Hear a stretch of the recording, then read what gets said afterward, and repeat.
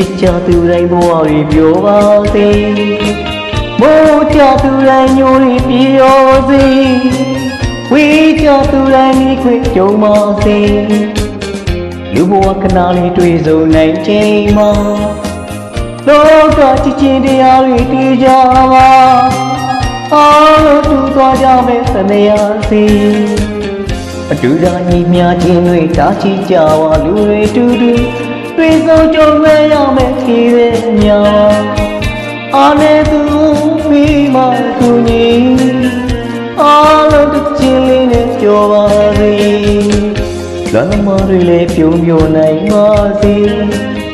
တည့်ရဲ့ကိုယ်သာသစ္စာသိခဲ့